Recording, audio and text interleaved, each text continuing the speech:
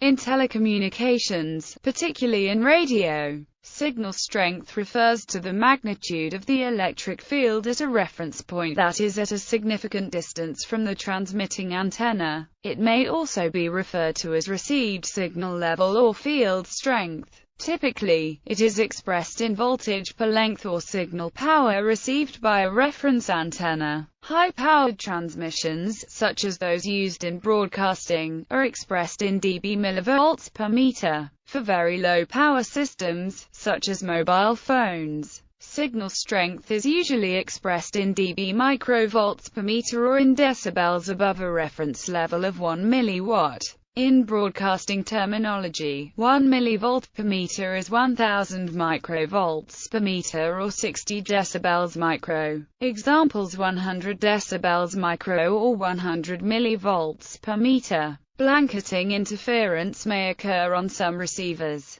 60 decibels micro or 1.0 millivolts per meter, frequently considered the edge of a radio station's protected area in North America. 40 decibels micro or 0.1 millivolts per meter, the minimum strength at which a station can be received with acceptable quality on most receivers. Relationship to average radiated power. The electric field strength at a specific point can be determined from the power delivered to the transmitting antenna, its geometry and radiation resistance. Consider the case of a Brue distribution is essentially sinusoidal and the radiating electric field is given by where is the angle between the antenna axis and the vector to the observation point. Is the peak current at the feed point? Is the permittivity of free space? Is the speed of light in a vacuum? And is the distance to the antenna in meters? When the antenna is viewed broadside is 1 millivolt per meter. For a short dipole, the current distribution is nearly triangular. In this case, the electric field and radiation resistance are using a procedure similar to that above.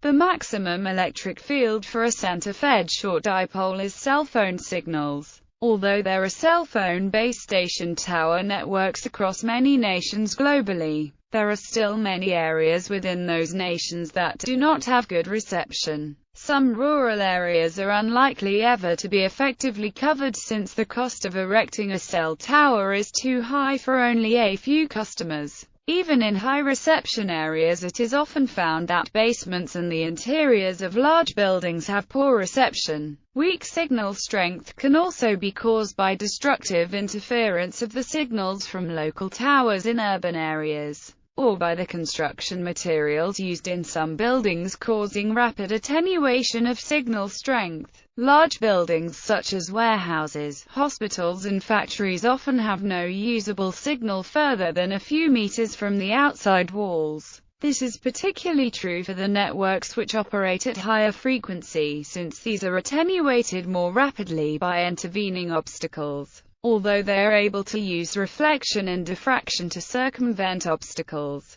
Estimated received signal strength. The estimated received signal strength in a mobile device can be estimated as follows. More general, you can take the path loss exponent into account. If the mobile device is at cell radius distance from the cell tower, the received power is estimated as -113 dBm. The effective path loss is depending on the frequency, the topography, and the environmental conditions. Actually, one could use any known signal power dBm0 at any distance r0 as a reference. Number of decades would give an estimate of the number of decades, which coincides with an average path loss of 40 decibels decade. Estimate the cell radius when we measure cell distance r and received power dBm pairs. Then we can estimate the mean cell radius as follows. Specialized calculation models exist to plan the location of a new cell tower, taking into account local conditions and radio equipment parameters. Take also into consideration that mobile radio signals have line-of-sight propagation, unless reflection would occur.